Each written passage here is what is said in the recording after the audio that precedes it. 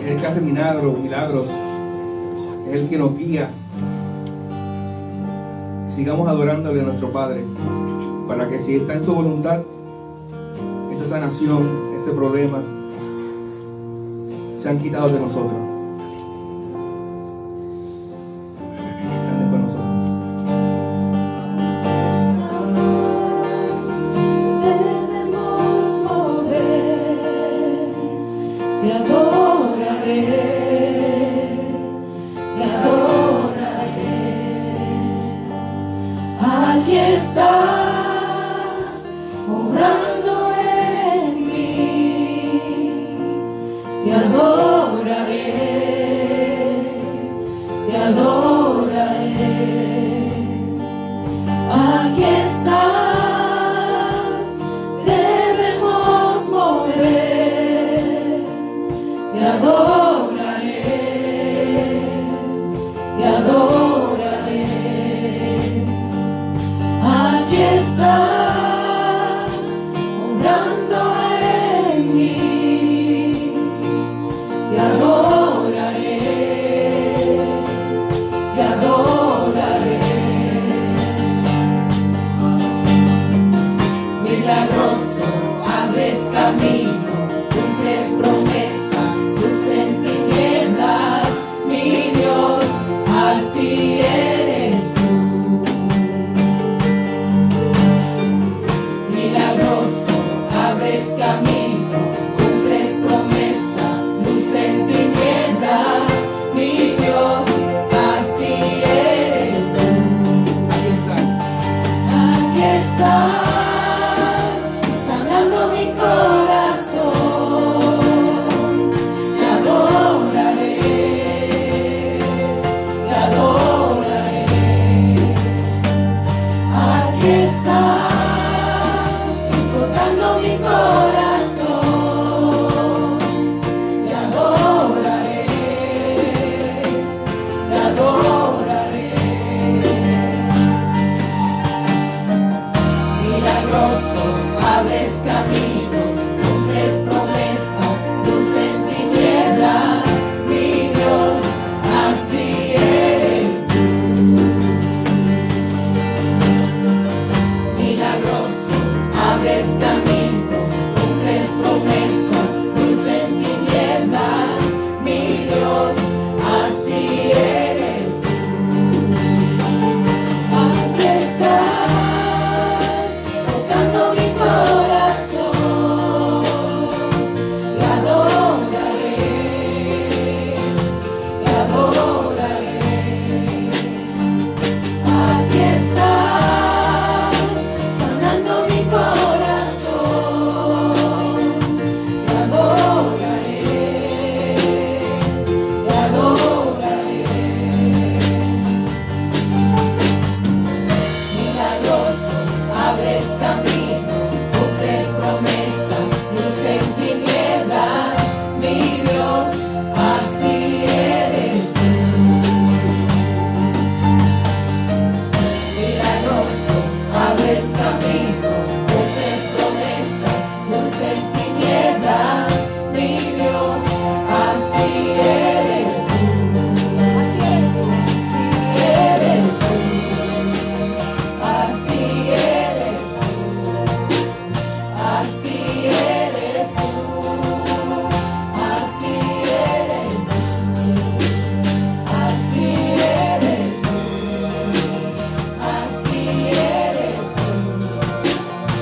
así eres tú, así eres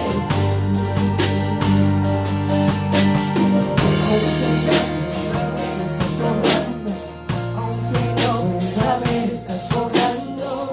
Siempre estás sobrando.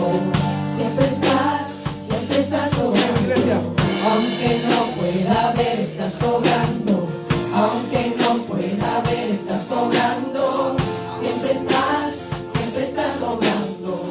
Siempre estás sobrando. Aunque no pueda ver, estás sobrando. Aunque no pueda ver, estás sobrando. Siempre estás sobrando. Siempre estás sobrando.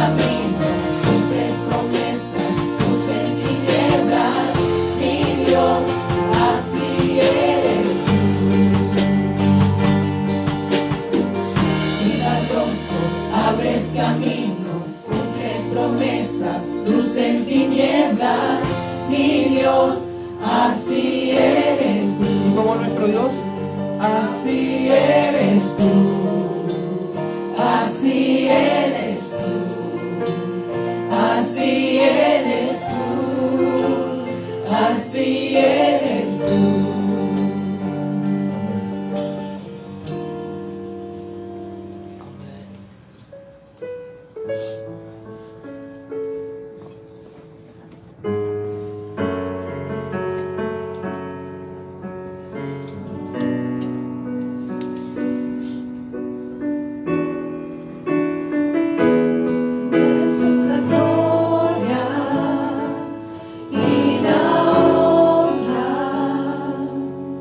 Levantamos nuestras manos, exaltándote, Señor, mereces la gloria y la honra. Levantamos nuestras manos, exaltándote, Señor, altísimo, milagroso Salvador. No hay nadie como tú, no hay nadie como tú, altísimo, milagroso Salvador. No hay nadie como tú, no hay nadie como tú. Mereces la gloria y la honra. Levantamos nuestras manos, exaltándote, Señor, mereces la gloria y la honra. Levantamos nuestras manos, exaltándote, Señor, altísimo, milagroso Salvador. No hay nadie como tú, no hay nadie como tú, altísimo, milagroso Salvador. No hay nadie como tú, no hay nadie como tú.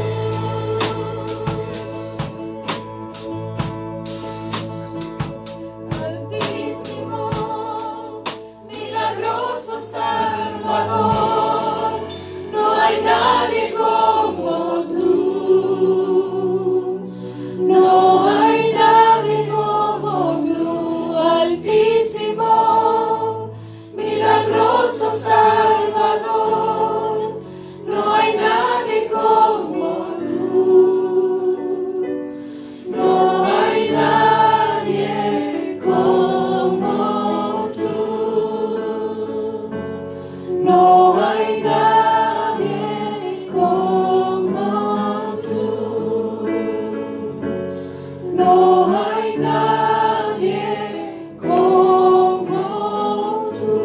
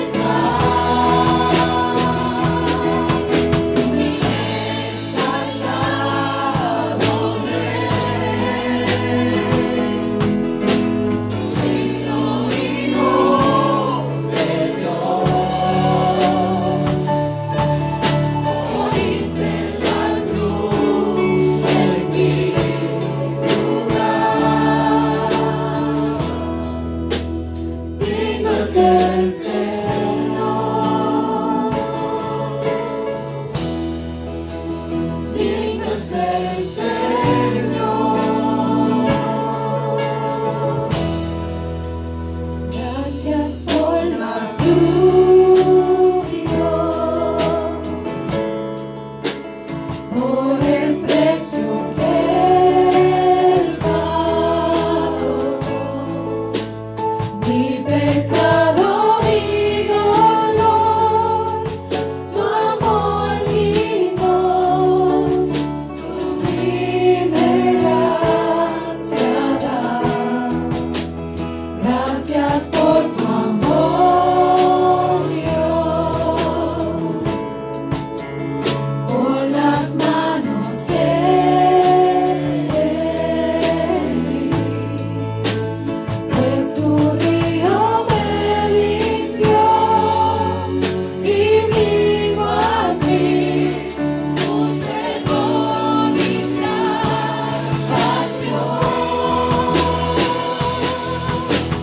Digno es el Señor,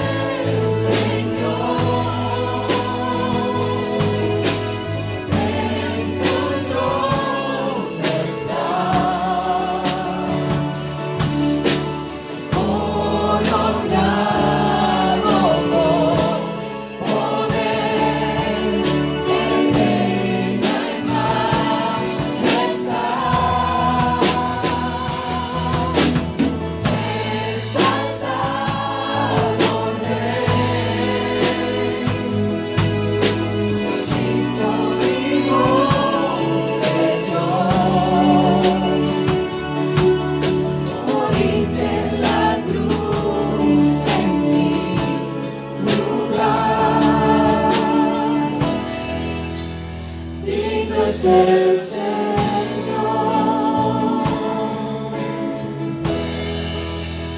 digno es el Señor,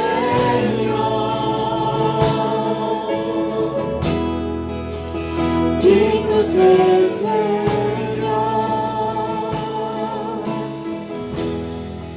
oh, digno es el Señor.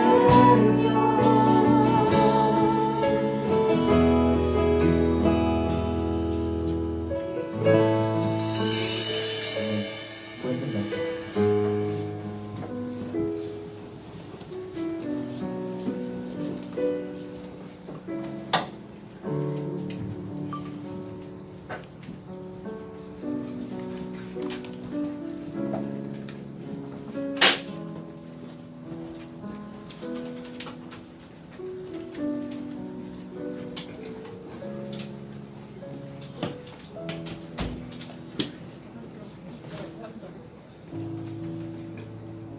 Bien, hermanos, después de este hermoso tiempo de alabanza y adoración a Dios, le invito a buscar en sus Biblias en el Evangelio según Mateo, capítulo 5, versículos del 13 al 14. Evangelio de Mateo, capítulo 5, versículos del 13 al 14. Evangelio de Mateo, capítulo 5, versículos del 13 al 14. Amén.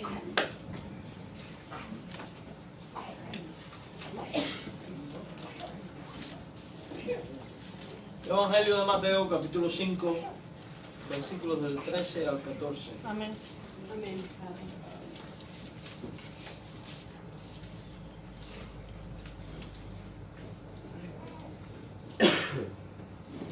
Dice de esta manera la palabra de nuestro Dios, Mateo 5, del 13 al 14. Vosotros sois la sal de la tierra, pero si la sal se desvaneciere, ¿con qué será salada? No sirve más para nada, sino para ser echada afuera y hollada por los hombres. Vosotros sois la luz del mundo. Una ciudad asentada sobre un monte no se puede esconder.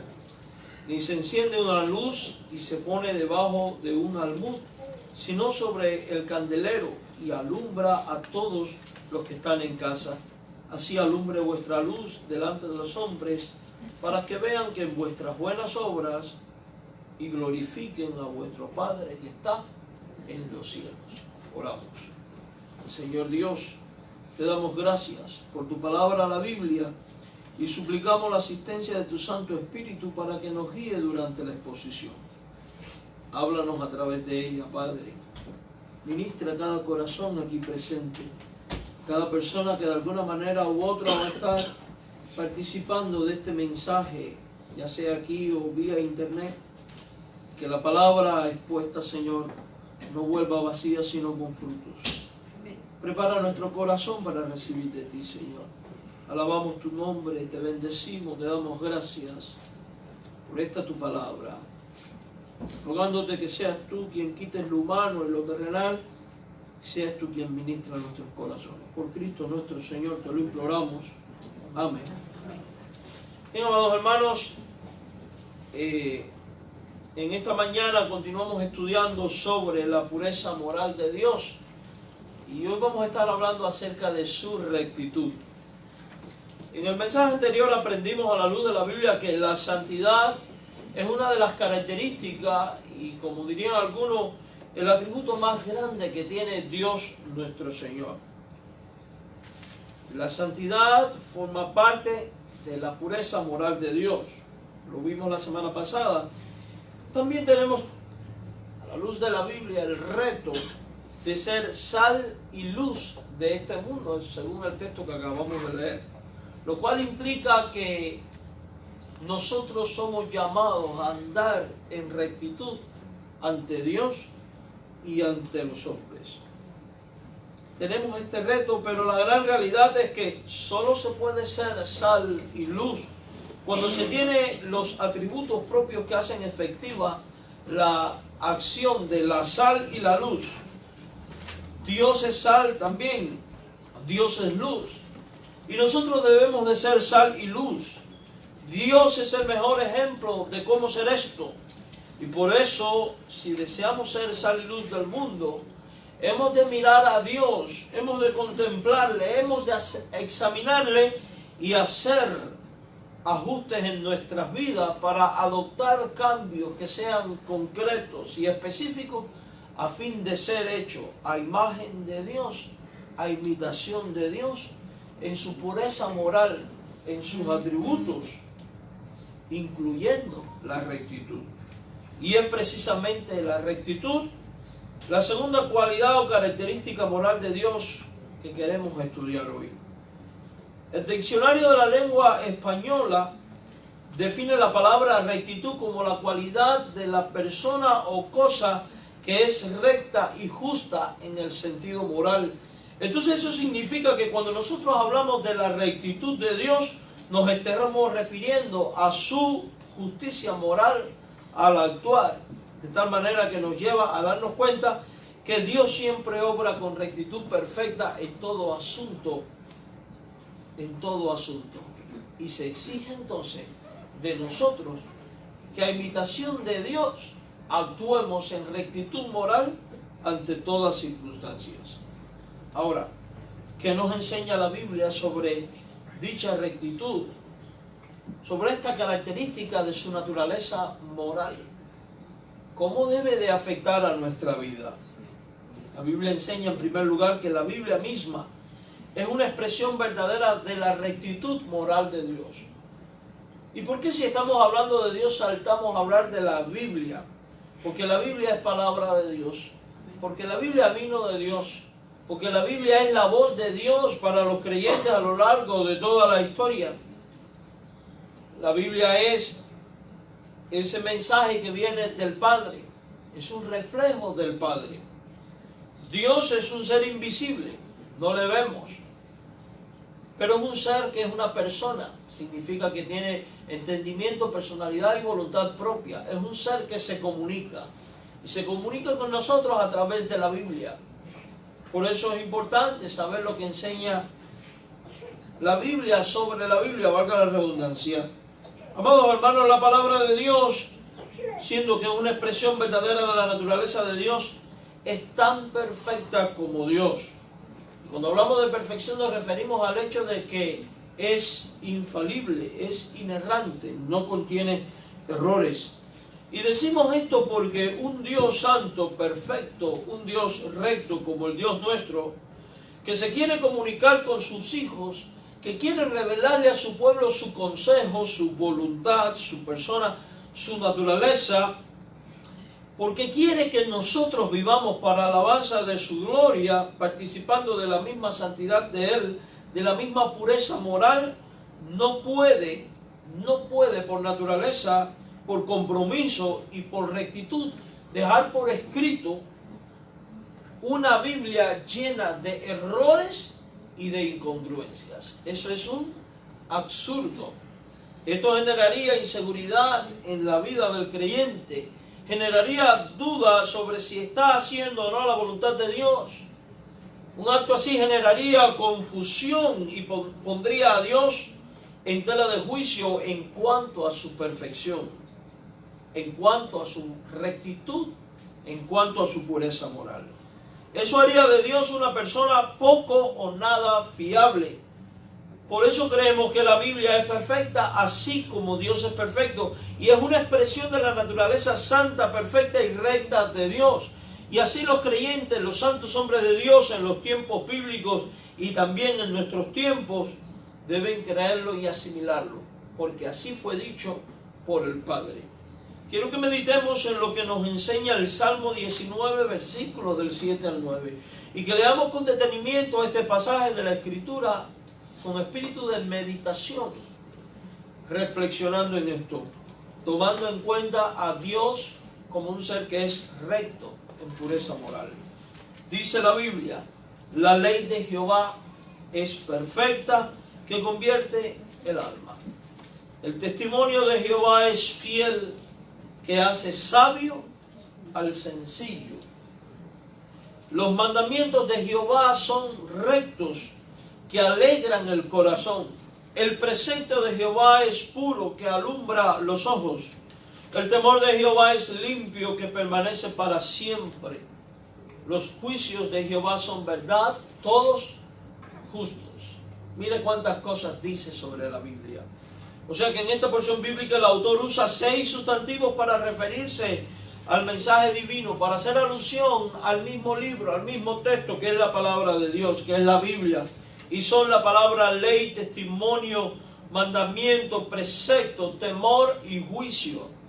Y preste especial atención, amado hermano, amado amigo, porque de cada uno de los adjetivos, de cada uno de estos sustantivos, Dios también usa un adjetivo para describir la palabra de Dios, y se dará cuenta del por qué decimos que la ley de Dios es una expresión verdadera de la naturaleza de Dios, es una expresión verdadera de la pureza moral de Dios, es una expresión verdadera de la rectitud de Dios. Porque siendo la Biblia tan perfecta en santidad y rectitud como Dios, el autor bíblico, bajo la dirección del Espíritu Santo, dice lo siguiente sobre la Biblia. Dice en el versículo 7 que es perfecta. Dice en el versículo 7 también que la palabra de Dios es fiel. Dice en el versículo 8 que los mandamientos del Señor, sus estatutos, sus preceptos, su ley, su escritura, como usted le quiera llamar, son rectos. Dice el Salmo 19:8 que son puros. Y en los versículos 9 también dice que la palabra de Dios, los juicios de Dios, los testimonios de Dios son limpios y que son verdad. Y si usted medita en cada una de estas cosas, se podrá dar cuenta que son un reflejo de lo que Dios es. Porque nuestro Dios es perfecto, nuestro Dios es fiel, nuestro Dios es justo, nuestro Dios es puro, nuestro Dios es limpio, nuestro Dios es la verdad encarnada. Por eso la Biblia es un libro fiable, por eso la Biblia es un libro recto, por eso podemos descansar en la palabra de Dios, confiar en la palabra de Dios, porque su mensaje viene de Dios, revela a Dios y es de alguna manera un reflejo de la gloria de Dios. Estas características de Dios y su palabra le brindan al cristiano seguridad de su salvación, firmeza espiritual, convicción doctrinal sólida, tranquilidad, gozo, complacencia en Dios al hacer su voluntad, dirección en la vida, sin miedo a errar y muchas cosas más. Algunas veces es lamentable ver cómo la gente fundamenta su fe, su práctica religiosa en criterios y en tradiciones. Y de ahí que terminan decepcionados, porque los mandamientos de hombres siempre decepcionan. Pero qué diferente es la vida del creyente que fundamenta su fe y su práctica en la palabra de Dios. Ese será firme, ese estará anclado, ese podrá enfrentar toda clase de circunstancias en la vida porque sus convicciones no le permitirán ir en contra de la voluntad de Dios aprendida por revelación a través de la palabra.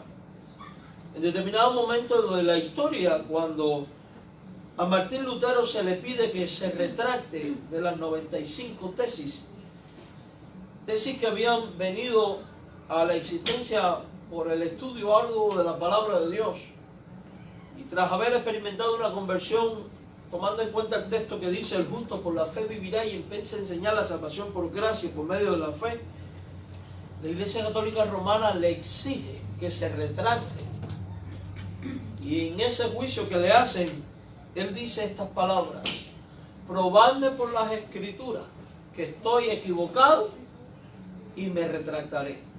De lo contrario, no puedo y no quiero retractarme. ¿Por qué un hombre, un simple fraile, puede enfrentarse al poder político religioso más grande de su tiempo, como era el papado y la poderosa Iglesia romana? ¿Por qué? ¿Por qué era especial? No. Porque había desarrollado convicciones en la palabra de Dios. Y es que cuando uno desarrolla convicciones en la palabra de Dios, uno puede enfrentar toda clase de cosas. Y esas convicciones vienen cuando se llega a tener el criterio correcto de lo que es la palabra de Dios. De la autoridad de la palabra de Dios como expresión de voz de Dios que es para moldear nuestra vida, para moldear nuestro carácter, nuestra persona, para definir nuestra fe y nuestra práctica, porque eso es la palabra de Dios, es la voz de Dios. Cuando leemos la palabra en este texto del Salmo 19, descubrimos que la ley de Dios convierte el alma. O sea que si una persona necesita conversión, transformación, apartarse del pecado para ser salvo, esa conversión viene por medio de la palabra de nuestro Dios. Por eso dice que la fe viene por el oír y el oír por la palabra de Dios. Según el versículo 7 del Salmo 19, descubrimos que la ley de Dios hace sabio, hace sabio. Y esto es interesante, no hace sabio a los sabios, sino que hace sabio a los sencillos, a la gente común. Por tanto, creemos que todo creyente con la asistencia del Espíritu Santo, independientemente del nivel cultural que tenga, humanamente hablando, puede tener sabiduría en la palabra de Dios. Según el verso 8, la ley de Dios también alegra, ¿qué cosa? El corazón. Y dígame que usted no ha experimentado esto. ¿Cuántas veces en su vida usted ha estado en angustia, en tribulación, en problemas, sin ver qué rumbo va a tomar o cuál va a ser la salida, y usted lee un texto de la Biblia que le trae consolación, que es como bálsamo y termina alegrándole el día, porque produce en usted la fe que le lleva a decir: bueno, es cierto, estoy pasando estos momentos tan difíciles de crisis, pero mira, he leído que Dios está en control, que Dios va a proveer, que Dios va a cuidar, que va a estar a mi lado, que nada me separa de su amor, que voy a terminar en el reino de los cielos. Y esa complacencia termina convirtiéndose en gozo cristiano. En gozo cristiano. Y eso lo produce la palabra de Dios. Por tanto, el cristiano que no invierte tiempo en el estudio de la palabra de Dios y en pasar tiempo con Dios a través de su palabra, no va a poder nunca experimentar eso. Eso es lo que se está perdiendo. Dice el versículo 8 que la ley de Dios alumbra, ¿qué cosa? Los ojos. Alumbra los ojos. O sea, arroja luz. Cuando dice alumbra los ojos, no es que te encandila, aclaro, no es que te pone luz en el ojo, porque eso es lo que hace cegar. No, alumbrar los ojos es iluminar tu camino para que tú sepas por dónde transitar. Lámpara es a mi fe tu palabra y lumbrera a mi camino, dice el Salmo 119, versículo 105. O sea que pone al descubierto el rumbo que debo de seguir. Todo creyente y no creyente debe tener siempre en cuenta lo que dice Dios en su palabra. Porque lo que dice Dios en su palabra es un reflejo de su carácter moral y rectitud y pone nuestro pie en el camino correcto, en armonía con ese carácter moral y rectitud de Dios. Dice Proverbios capítulo 8, versículos del 8 al 9. Justas son todas las razones de mi boca. Recuerde, está hablando Dios. No hay en ellas cosa perversa ni torcida. Eso quiere decir que todo lo que dice Dios, todo lo dicho por el Señor es benigno, porque no es perverso. Y es recto, porque no es torcido. O sea que todo el consejo de Dios es bueno y es ¿qué? Recto, es sin doblez. No se puede doblar, no va a coger curvatura de ningún tipo. Y eso debe de hacernos pensar. Por eso dice la Escritura que sé que se la hierba, marchítese la flor, pero la palabra de Dios permanece para siempre. Porque Dios que no cambia, su consejo tampoco cambiará. En él no hay sombra de duda ni de variación. Y continúa diciendo el proverbio en el verso 9, todos ellos son rectas al que entiende. Y razonable a los que han hallado sabiduría. Y dice que es recto el que entiende porque el que no es del Espíritu de Dios no entiende las cosas que son del Espíritu. Por eso dice que son rectas al que entiende. O sea que el que acepta a Cristo, cree en Cristo, es lleno del Espíritu Santo y ese Espíritu Santo le conduce a estar en armonía con la palabra de Dios. Y no solo en armonía, no en simpatía solamente, sino en práctica. Es el Espíritu de Dios nuestro Maestro por excelencia que nos conduce a aplicar los principios rectos y morales de Dios en nuestra vida, llevándonos a ese estilo de rectitud. Por eso el cristianismo no es un desorden. Lamentablemente la gente se ha olvidado de la rectitud del cristianismo. Y lo que estamos viendo en muchas iglesias y en muchos lugares, muchas veces es desorden y relajo. Como si Dios fuera un Dios tolerante. No. La fe bíblica, la fe verdadera, exige rectitud porque Dios es recto. Y la rectitud trae a colación la existencia de la disciplina. El cristiano tiene que ser alguien ordenado y disciplinado, alguien recto. No delante de los hombres solamente, sino sobre todas cosas delante de Dios. La segunda verdad que vemos en la Biblia con respecto a la rectitud moral y que tiene también que ver con su palabra es que las acciones de Dios, amados hermanos, están en armonía con la ley que Él mismo ha establecido. ¿Quieres tú conocer a Dios? Vete a su palabra. Y créame que todo lo que la Biblia dice de Dios, así es. Y todo lo que Dios revela de cómo debe de ser el comportamiento y de cómo Él va a actuar en dependencia del comportamiento del hombre, créame que así va a ser Dios. Si usted lee Deuteronomio 27 y 28, por ejemplo, se va a encontrar que cuando Dios renueva el pacto con el pueblo de Israel, le da esta advertencia y le da bendiciones que vienen sobre la vida del pueblo si obedece la palabra. Y consecuencias y maldiciones si desobedece la palabra de Dios. Y cuando usted lee el contraste entre una y el otro, no espere que Dios actúe de una manera diferente a como ha revelado. ¿Sabe por qué? Porque Dios es santo, porque Dios es recto y porque Dios es justo. Significa que no puede violar su propia justicia, porque Dios no puede violar su propia naturaleza, Dios no puede violar su propia persona, no puede violar su propia palabra, no puede violar su propio mensaje. Siendo que la palabra de Dios es una expresión de la naturaleza santa y recta de Dios, Dios entonces no puede por naturaleza violar, hermanos míos, sus propios códigos naturales. No espere nunca que deje Dios de ser santo para tolerar esto, aquello o lo otro en ti o en mí. A veces nosotros nos creemos que, Dios me va a pasar esto por alto. Mire, Dios no pasa ningún detalle por alto. ¿Recuerdan ustedes el pasaje donde Dios manda a Moisés a hablarle a la peña para que echara agua? Y Moisés, lleno de ira, en vez de hablar, lo que hace es golpear.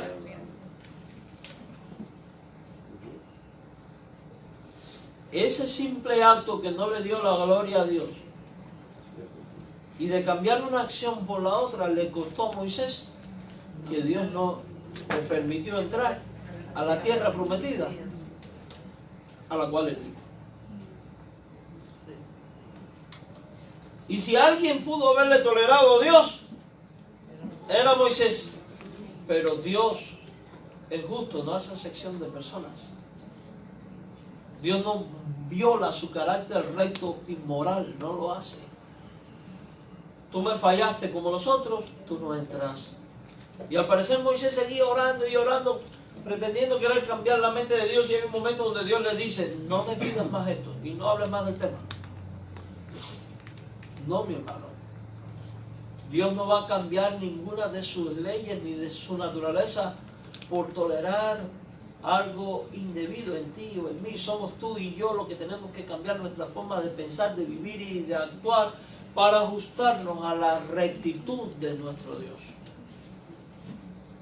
Somos tú y yo los que tenemos que experimentar transformación con la asistencia del Espíritu Santo de Dios. No somos invitados a que Dios se moldee a nosotros, somos nosotros invitados a ser como Dios. Es un error pensar que uno como cristiano puede violar un mandamiento divino y esperar de Dios una actitud diferente al que revela su palabra o contrario a su naturaleza. No se engañe. No se engañe. Mire lo que dice Romanos 14:12. De manera que cada uno de nosotros dará cuentas a Dios de sí. Dios es recto y va a actuar con rectitud todo el tiempo y todos los días de su vida. De lo contrario dejaría de ser perfecto y santo. Jesús dijo en Juan 5:29, los que hicieron lo bueno saldrán a resurrección de vida, mas los que hicieron lo malo a resurrección de condenación. ¿Y por qué cree que lo dice? Porque Dios juzgará a los hombres conforme a su palabra en rectitud.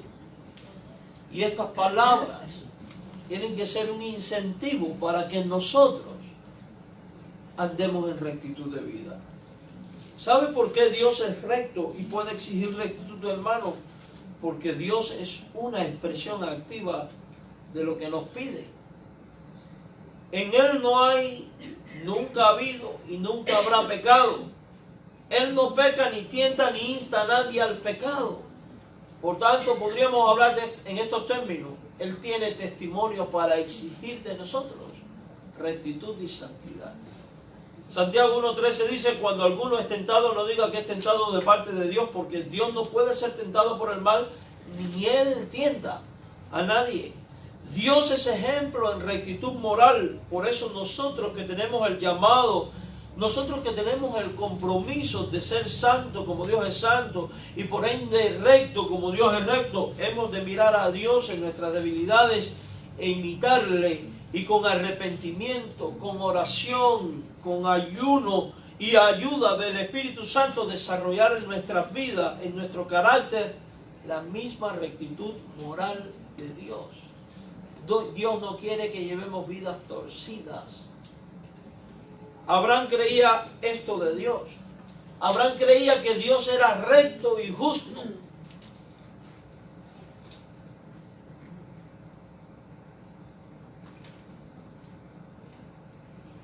Mire cómo él dice en Génesis 18:25, ante la anunciación de que Dios va a destruir Sodoma y Gomorra. Lejos de ti el hacer tal que hagas morir al justo con el impío, y que sea el justo tratado como el impío. Nunca tal hagas. El juez de toda la tierra no ha de hacer lo que es justo. Todos sabemos la historia. Él está buscando que Dios perdone a Sodoma y Gomorra. Allí vivía su sobrino. Y el Dios que es justo le dice, si hubieran 50 justos, 50 gente recta, yo no voy a destruir Sodoma y Gomorra. Aquellas palabras 50 cayeron como un martillo sobre la cabeza de Abraham. Porque cuando usted ve las palabras que vienen después, y Abraham vuelve a hablar a Dios, le dice, bueno, si hubieran 40, Y el número va bajando y va bajando y va bajando. Hasta que llega un momento donde resulta que no había ni 10. Yo me imagino a Abraham sacando un papel y un lápiz. Bueno, en ese tiempo no era papel ni lápiz, pero imagínense la escena. O escribiendo no sé dónde, Abraham diciendo, a ver, vamos a hacer la lista. Job, lo justo, Job, la mujer de Job, la suegra de Job. No, esta vieja no. Y haciendo la lista. Oye, no hay 50, Señor. Si hubieran 40, vuelve a hacer la lista. ¿Y todo va a qué? José da cuenta que no puede pedirle a Dios que no destruya Sodoma y Gomorra, porque Dios en su justicia y rectitud tenía que hacerlo. Y él lo que quería era salvar al sobrino. Pues Dios es misericordioso, salvó al que allí estaba en rectitud. Amados hermanos, el mismo Dios dice lo siguiente en Jeremías 9:24. Mas alábese en esto el que se hubiere de alabar, en entenderme y en conocerme. Y mire esto, que es lo que debemos de entender y conocer de Dios. Que yo soy Jehová, que hago misericordia, o sea, Dios es misericordioso. Y mire si es misericordioso que usted y Dios estamos aquí, como resultado de la misericordia divina de Dios. Quien sin tener que tener misericordia decidió tenerla enviando a Cristo a morir en la cruz por ti y por mí, pecadores que no merecíamos otra cosa que condenación. Entonces, ¿Dios es qué? Misericordia. Y justicia en la tierra. ¿Dios es también qué? Justo. Quiere decir que Él no va a violar las leyes. Él no va a violar su propia ley. Él no va a violar su naturaleza. Porque estas cosas quiero, dice Jehová. Por eso el alma que pecare esa, morirá. Por eso Cristo tuvo que venir y morir para cumplir la justicia de Dios y morir en nuestro lugar. De lo contrario no hubiéramos nunca podido ser salvos. Porque Dios es recto. Y esto debe de hacernos meditar, hermanos, para entender que la vida cristiana no es el poner en práctica una serie de ritos y costumbres.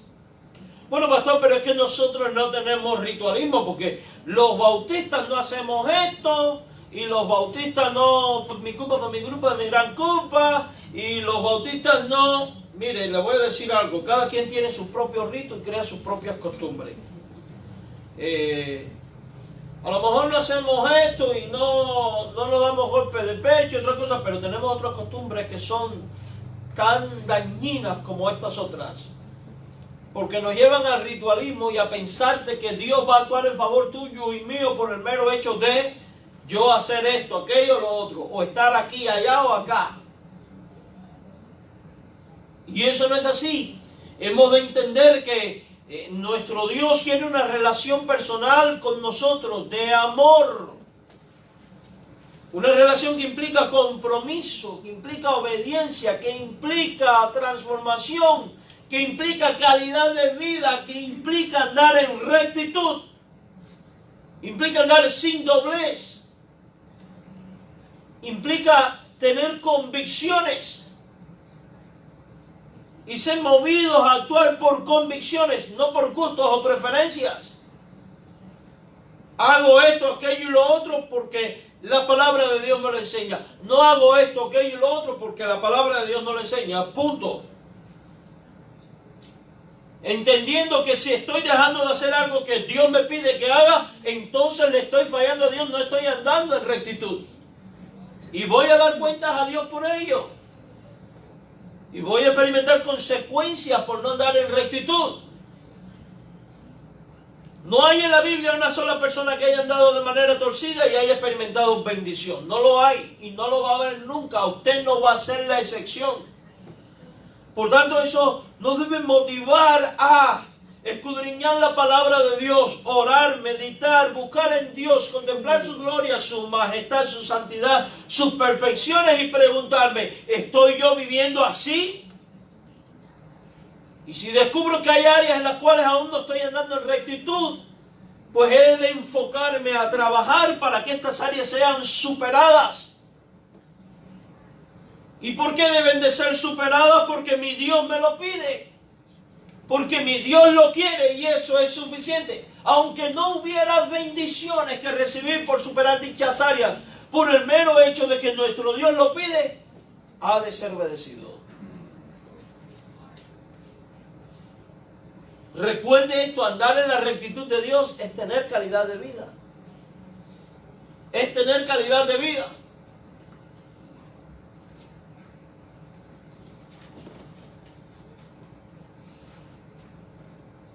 Como Dios es recto según el estándar de su propia ley, podemos confiar en Él y podemos tener seguridad en Él, hermanos. Podemos vivir con la convicción de que si ando conforme a la rectitud de Dios, voy a ver sus bendiciones. Dios desea que tus acciones estén en armonía con su rectitud, mi hermano. Dios desea que tu estilo de vida esté en armonía con su rectitud.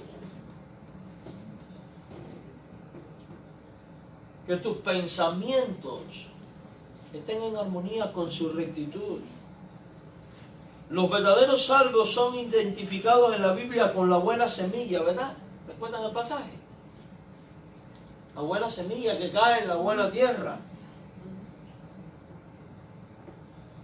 Pero ¿y cuál es esta buena semilla que cae en la buena tierra? ¿Sabe quiénes son?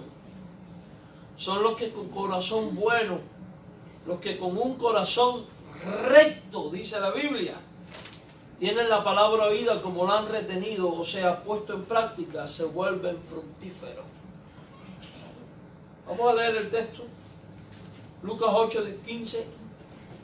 La que cayó en buena tierra, estos son los que con corazón, ¿qué? Bueno y recto. Bueno Y recto. O sea que no basta con tener un corazón bueno, transformado por Dios. Recuerda cuando Dios te hace nacer de nuevo, quita el corazón de piedra y pone un corazón de carne, dice la Biblia. También tiene que tener un corazón, ¿qué? Recto. Interesante, la palabra es recta, Dios es recto y ahora pide que, y habla de que los que dan fruto y que son buenas semillas tienen un corazón, ¿que son qué? Recto. Retienen la palabra oída, la retienen, la ponen en práctica, por eso andan en rectitud, porque practican la palabra y dan fruto. Entonces la rectitud es una evidencia de la conversión. La rectitud, la puesta en práctica, el llevar una vida recta me conlleva a una vida fructífera. Porque son los frutos del cristiano. ¿Cuáles son los frutos del borracho, por ejemplo? El escándalo, el pleito quizás, el golpear a la mujer, al hijo, o la mujer al marido, porque también mujer borracha. Ocurre con frecuencia, las conozco. La ruina financiera de la familia, a veces el divorcio, distanciamiento de los hijos, ruptura con la familia, problemas sociales, puede terminar en la cárcel, puede terminar en inmoralidades, esos son los, podemos hacer una lista kilométrica y estamos poniendo el fruto del borracho. Examinemos cada pecado y va a verse muchas cosas, ¿verdad? Ahora imagínese usted que alguien llega y le dice, soy cristiano, y en vez de usted ver los frutos del Espíritu, ve los frutos del borracho. Su palabra, su actuar, no va a tono con su decir. ¿Puedo decir esa es una persona recta? ¿Puedo decir eso? No, no lo puedo decir. ¿Está dando frutos del Espíritu? No. Pero cuando una persona se concentra en Dios y decide poner su vida a merced de Dios y obedecer a Dios incondicionalmente y vive bajo el control del Espíritu Santo de Dios, va a empezar a dar los frutos de Dios. Esa persona no solo tiene calidad de vida, sino que impacta a otras vidas. De tal manera que cuando predica el Evangelio, el que lo escucha dice, eso es cierto. Porque esa persona anda en rectitud. Ayer estuve viendo una película cristiana donde un cristiano es llevado a corte por predicar el Evangelio a un moribundo. Y cuando están hablando el abogado de los acusadores, hay una parte donde el fiscal le dice, oye, pero ¿cómo tú vas a lograr condenarle si al final es la palabra de una persona con la otra sin prueba alguna? Dice, es que lo que tú no sabes es que los verdaderos cristianos, como ese hombre, cuando juran sobre la Biblia, dicen siempre la verdad. Y cuando él jure y yo le pregunte, ¿tú le predicaste? Él no me va a decir otra cosa que sí. Y qué interesante eso, ¿verdad? Los verdaderos cristianos dicen la verdad. ¿Por qué un inconverso dice eso? De un verdadero cristiano.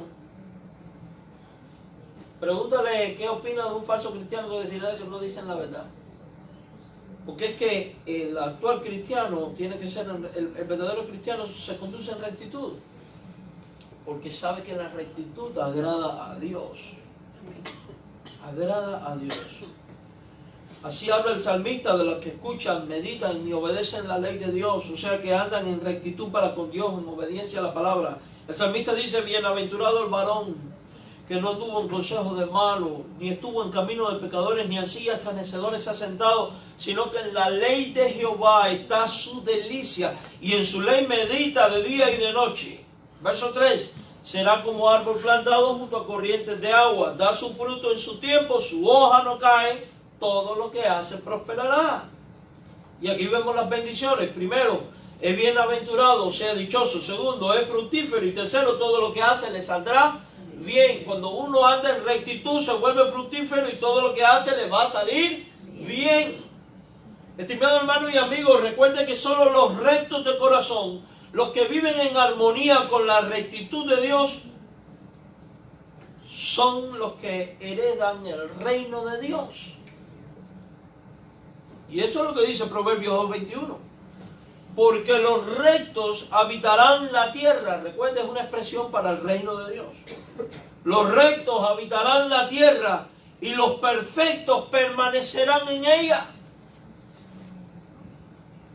Recuerda el texto que dijimos la semana pasada, sin santidad nadie verá al Señor.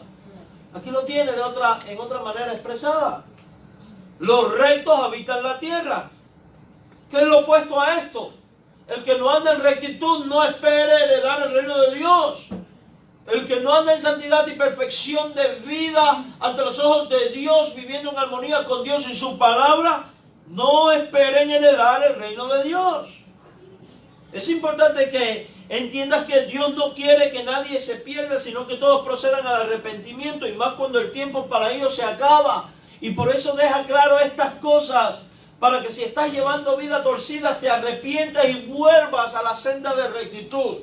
Segunda de Pedro 3:9 dice, el Señor no retarda su promesa, según algunos la tienen por tardanza, sino que es paciente para con nosotros, no queriendo que ninguno perezca, sino que todos procedan al arrepentimiento. ¿Por qué dice eso? Porque Dios quiere corazones rectos.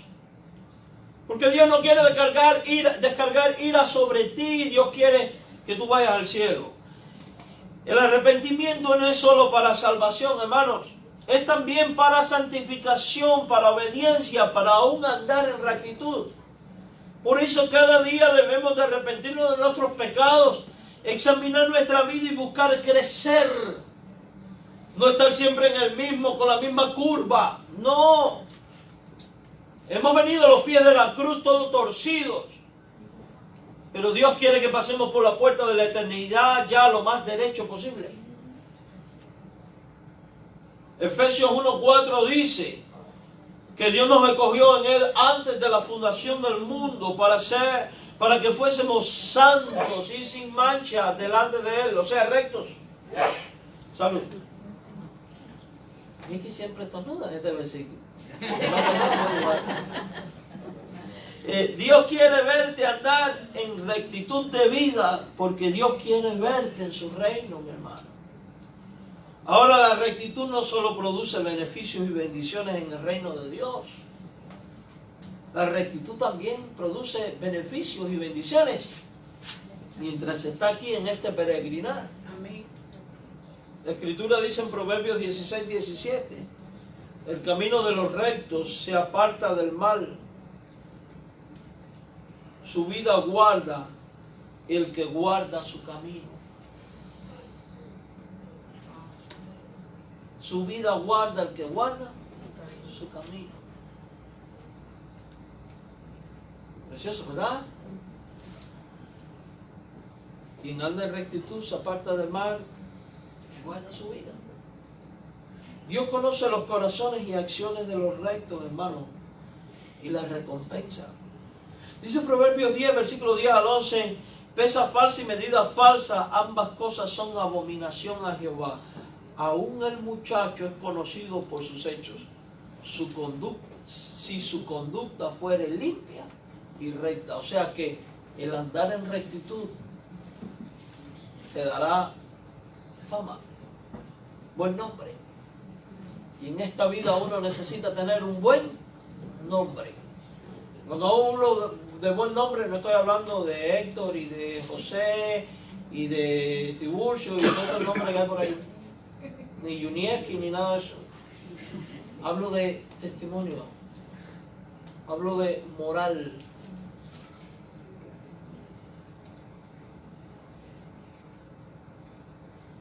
Y qué lamentable que en estos tiempos a veces asocian el ser cristiano con hipócrita. O con abusadores de niños.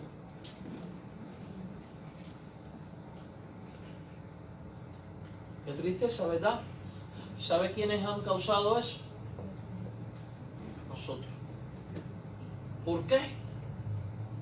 Por no andar en rectitud ante Dios. Por convertir la fe en un relajo y en un perfecto caos y desorden. Por no obedecer a Dios. Por querer encubrir lo que no debe de ser encubierto. Por no querer arrepentirse de sus pecados. Porque un líder religioso, sea este cual sea, que viole a un niño, es un criminal. Y debe de ser tratado como un criminal y no puede ser encubierto. Sea de la denominación que sea, porque los católicos no son los únicos con este problema. No sé cuánto vieron las noticias. Hay más de 200 pastores bautistas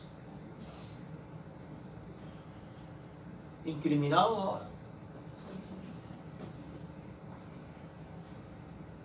Ah, ¿son todos así? No. Todos no son así. Pero ¿por qué hay un gran número así? Porque ha habido abandono de la rectitud moral.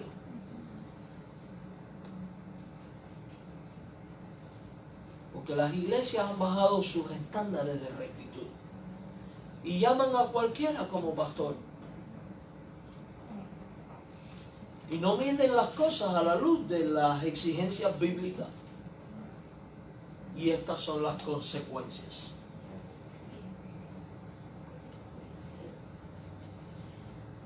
Y es indigno del pueblo de Dios que se trate de ocultar pecados. Los pecados no se ocultan, los pecados se confiesan y se erradican. Y en la Biblia se habla de disciplina y se habla de expulsión de la congregación al que anda desordenado. Puede sonar duro, pastor, expulsar a alguien, decirle que no venga a la iglesia así.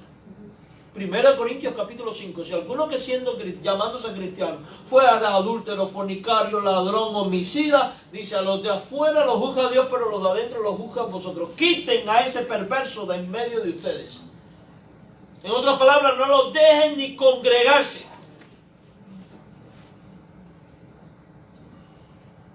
¿Y cuál es el objetivo de algo así? Que se humille, que se arrepienta, que considere que la vida lejos de Cristo y de los de Cristo no tiene sentido. Que te lleva a comer junto a los cerdos. ¿Y por qué una disciplina tan severa? Para que cuando caiga en lo más bajo y se arrepienta, pueda valorar la bendición que tiene en Dios y entonces pueda venir y la iglesia con amor lo puede recibir, sanar sus heridas, perdonarle y restaurarle. Porque el objetivo de la disciplina no es destruir, es restaurar al final. Pero por eso tiene que haber disciplina. Debemos de andar en rectitud en los caminos de Dios, porque los caminos de Dios son rectos y los justos andan por ellos. Dice Oseas 14:9. ¿Quién es sabio para que entienda esto y prudente para que lo sepa? Porque los caminos de Jehová son rectos y los justos andarán por ellos, mas los rebeldes caerán en ellos. Los justos, dice la Biblia, que andan en los caminos rectos. ¿De quién? De Dios. Entonces hemos visto a la luz de la Biblia que la palabra de Dios es una expresión verdadera de la rectitud moral de Dios. Las acciones de Dios están en armonía con la ley y que Él mismo ha establecido, y Dios desea que tus acciones estén en armonía con su rectitud. En otras palabras, hermanos, Dios nos reta a que en todos los días de nuestra peregrinación en esta tierra seamos hallados fieles, andando en rectitud moral ante Dios y todos los hombres. Oramos. Gracias, Padre, por tu palabra, la Biblia. Gracias porque ella revela tu mensaje. Reconocemos que muchas veces te hemos fallado, Señor, y nuestra vida no ha andado en la rectitud que tú quieres que andemos. Te pedimos perdón por ello y suplicamos la asistencia de tu Santo Espíritu para que nos guíe a descubrir esas áreas en nuestra vida que están torcidas y podamos ser movidos a obedecerte incondicionalmente. Ayúdanos a andar en rectitud moral ante ti y los hombres moldeados por ti, Señor. En el nombre de Jesús. Amén.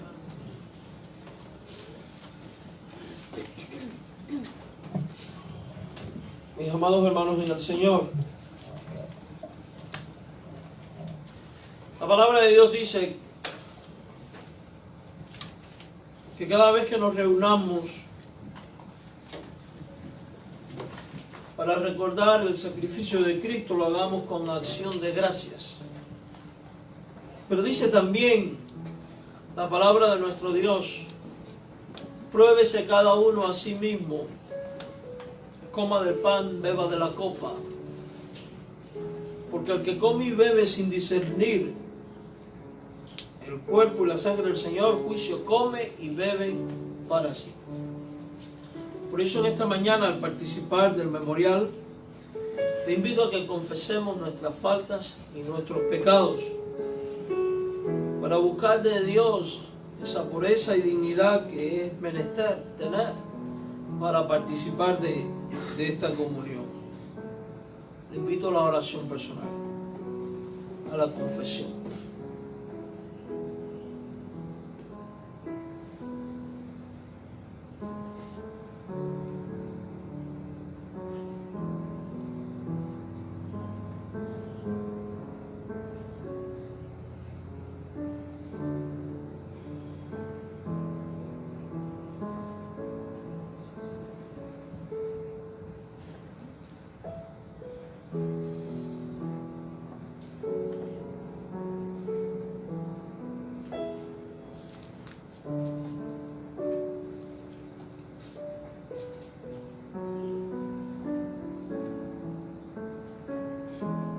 Amado Dios y Padre que estás en los cielos, alabamos, bendecimos y glorificamos tu nombre. Señor, tú has oído nuestra confesión, tú has escuchado nuestro ruego. Nos acogemos a tu preciosa promesa que enseña que si nuestros pecados fueran como la grana y negros, y los confesamos y acudimos a ti, tú los limpias. Por eso, Señor, te damos gracias. Gracias porque por medio de la cruz encontramos perdón y vida. Gracias por perdonar nuestros pecados, Señor, los cuales te confesamos, por los cuales te pedimos perdón. Y con arrepentimiento te imploramos, Señor, ten misericordia de nosotros. Prepara nuestros corazones, oh Dios, para participar de este memorial, para que con acción de gracias podamos estar en comunión contigo y los unos para con los otros, al comer del pan y al beber de la copa. Por Cristo nuestro Señor te lo imploramos. Amén.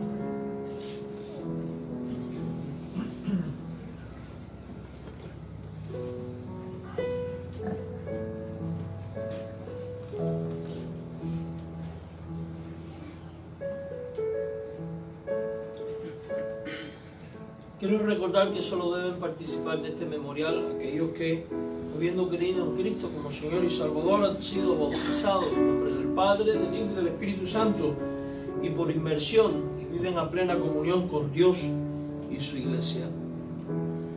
Dice la palabra que el Señor Jesús, la noche que fue entregado, tomó el pan, y habiendo dado gracias, lo partió y dijo: tomad, comed, esto es mi cuerpo que por vosotros es partido, hagan esto en memoria de mí. Oramos. Te damos gracias, Señor nuestro Dios, por este pan, símbolo del cuerpo de Cristo, de ese Cristo que fue entregado en la cruz para sustitución nuestra, de ese Cristo que fue entregado para expiar nuestra culpa y nuestro pecado, por medio del cual podemos venir a ti, Señor. Alabamos tu nombre y te bendecimos.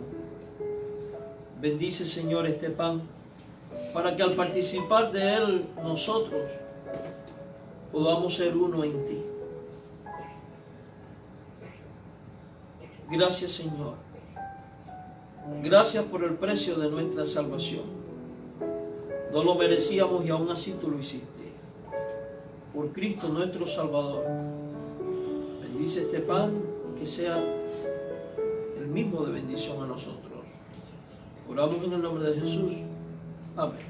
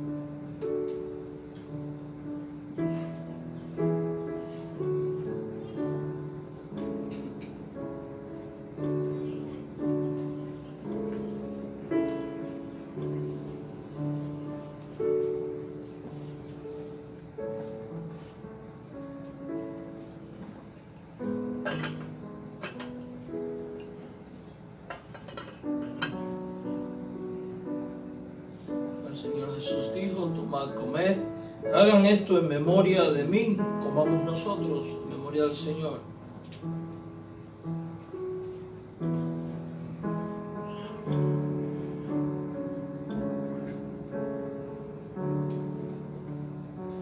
Dice la Escritura que después que hubieron cenado, tomó también la copa, diciendo: esta copa es el nuevo pacto en mi sangre. Haced esto todas las veces que la bebiereis en memoria de mí. Oramos. Gracias te damos, Señor nuestro Dios, por esta copa que contiene el fruto de la vid y que es símbolo de tu sangre preciosa que fue derramada desde la cruz del Calvario para expiación y limpieza de nuestros pecados. Gracias te damos porque como cordero fuiste al matadero por nosotros pecadores. Por ello alabamos tu nombre, te bendecimos y te damos gracias. Bendice, Señor, estas copas, este fruto de la vid, de tal manera que al participar de él entremos nosotros en comunión contigo y los unos para con nosotros. Alabamos tu nombre y te bendecimos dándote gracias en Jesucristo. Amén.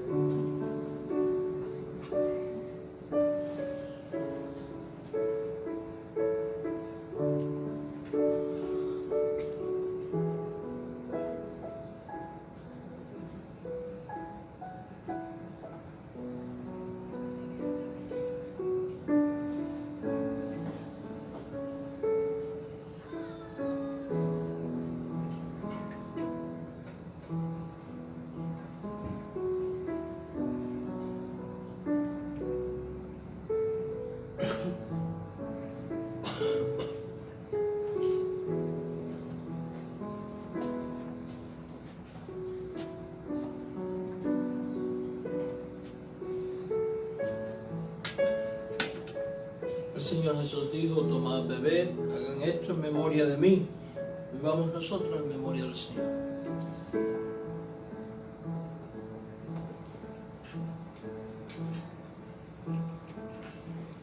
Gracias te damos, Señor, porque permites que nosotros podamos participar de este memorial con acción de gracias. Alabamos tu nombre, Señor, y proclamamos tu resurrección y decimos: ven, Señor Jesús, porque esperamos tu venida para estar por siempre contigo. Te damos gracias, Padre. Bendice a cada enfermo, a cada hermano necesitado. Bendice nuestras vidas de tal manera que podamos crecer y madurar cada día más espiritualmente. Ayúdanos como iglesia a vivir en rectitud y perfección para contigo y en obediencia, Señor. Ayúdanos a ser testigos fieles del Evangelio a un mundo que se pierde y que tiene necesidad de ti. Por Cristo nuestro Señor te lo imploramos. Amén.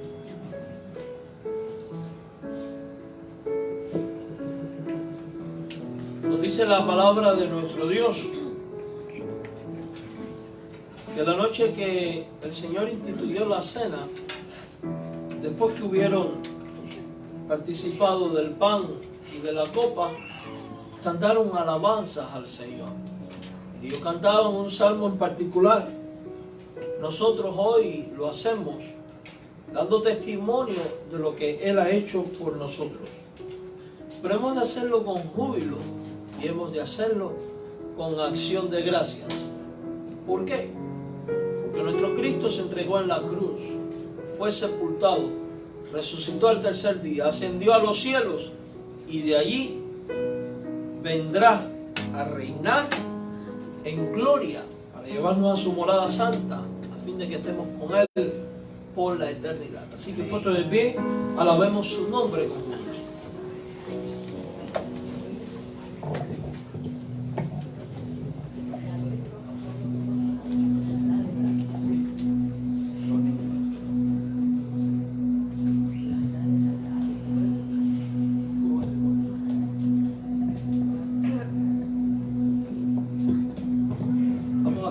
nuestro Dios.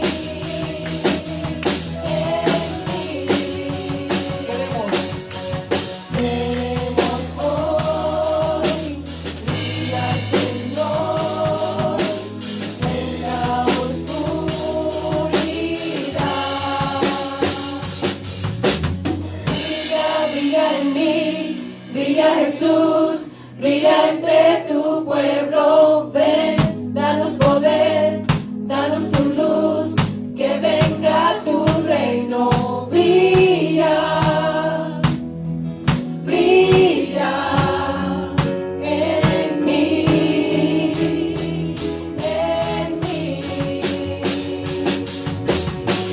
brilla en mí, brilla Jesús, brilla entre tu pueblo, ven, danos poder, danos tu luz,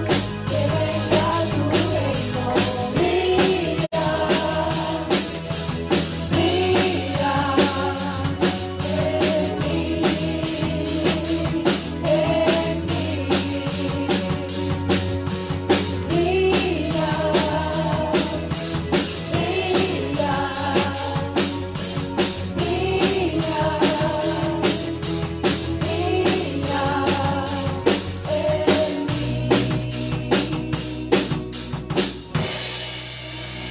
Vamos. Gracias, Señor, por esta hermosa mañana que nos has permitido deleitarnos en tu presencia. Lleva a tu pueblo con tu paz y con tu bendición. Y ayúdanos a ser testigos fieles de Jesucristo, muerto, sepultado y resucitado. Y a proclamar la segunda venida. Que la gracia del Señor Jesucristo, que el amor de Dios y la comunión del Espíritu Santo sea con todos vosotros. Amén. El Señor les bendiga. Amén.